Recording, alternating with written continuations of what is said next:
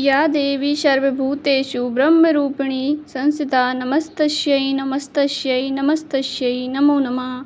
आज नवरात्रि का दूसरा दिन है। 10 अप्रैल माँ ब्रह्मचारिणी का दिन है।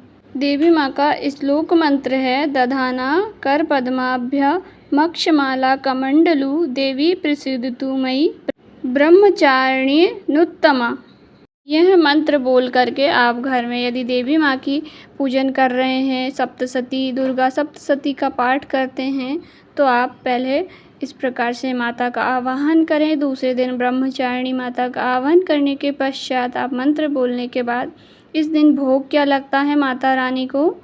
दूसरे दिन ब्रह्मचारिणी माता को भोग में गुड़हल और कमल का फूल बेहद पसंद है, इसलिए इनकी पूजन के दौरान इन्हीं को देवी के चरणों में अर्पित करें। चूँकि माँ को चीनी और मिश्री काफ़ी पसंद है, इसलिए माँ को भोग में चीनी, मिश्री और पंचामृत का भोग लगाएं। माँ ब्रह्मचारिणी को दूध और दूध से बने व्यंजन अति प्रिय होते हैं, इसलिए आप इन्हें दूध से बने व्यंजनों का भी भोग कर सकते हैं, लगा सकते हैं। इस भोग से देवी ब्रह्मचारिणी माँ प्रसन्न हो जाएंगी। इन्हीं चीज़ों का दान करने से लंबी आयु का सौभाग्य भी प्राप्त होता है। नवरात्रि के दूसरे दिन माँ ब्रह्मचारिणी की पूजा की जाती है, उन्हीं का व्रत किया जाता है। आइए माँ ब्रह्मचारिणी की व्रत कथा सुनते हैं। माँ दुर्गा की नवशक्ति का दूसरा स्वरूप ब्रह्मचारिणी का है। यहाँ ब्रह्म का अर्थ तपस्या से है। माँ दुर्गा का यह स्वरूप भक्तों और सिद्धों को अनंत फल देने वाला है। इनकी उपासना से तप, त्याग, वैराग्य, सदाचार और संयम की वृद्धि होती है। ब्रह्मचारिणी का अर्थ तप की चारिणी यानी तप का आचरण करने वाली। देवी का यह स्वरूप पूर्ण ज्योतिर्मय और अत्यंत भव्य है।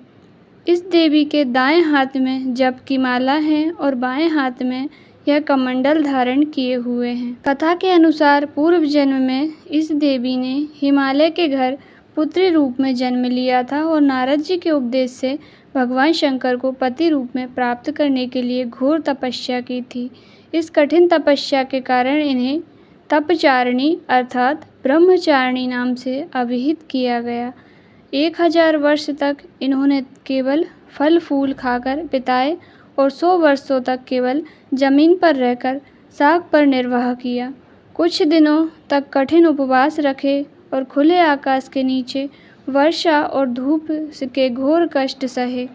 3000 वर्षों तक टूटे हुए बेलपत्र खाए और भगवान शंकर की आराधना करती रहीं। इनके बाद तो उन्होंने सूखे बेलपत्र खाना भी छोड़ दिया। कई हजार वर्षों तक निर्जल और निराहार रहकर तपस्या करती रहीं। पत्तों को खाना छोड़ देने के कारण ही इनका नाम अपर्णा पड़ गया। कठिन तपस्या के कारण देवी का शरीर एकदम क्षीण हो गया। देवता, ऋषि, सिद्धगण, मुनि सभी ने ब्रह्मचारिणी की तपस्या को अभूतपूर्व पुण्यकृत बताया, सराहना की और कहा, हे देवी, आज तक किसी ने इस तरह की कठोर तपस्या नहीं की। यह तुम्ही से ही संभव थी। तुम्हारी मनोकामना परिपूर्ण होगी और भगवान चंद्रमौली शिव जी तुम्हें पति रूप में प्राप्त होंगे।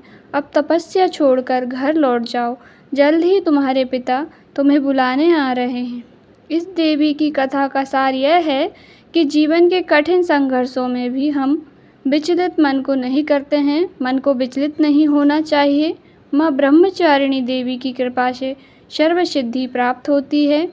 दुर्गा पूजन के दूसरे दिन देवी के इसी स्वरूप की उपासना की जाती है। सभी प्रेम से माता रानी ब्रह्मचारिणी माता का जयकारा लगाना ना भूलें। कमेंट में जय माँ ब्रह्मचारिणी, जय माता दी अवश्य ही टाइप करें। वीडियो अच्छी लगी हो, कथा अच्छी लगी हो तो लाइक ज़रूर करें। जय माता दी।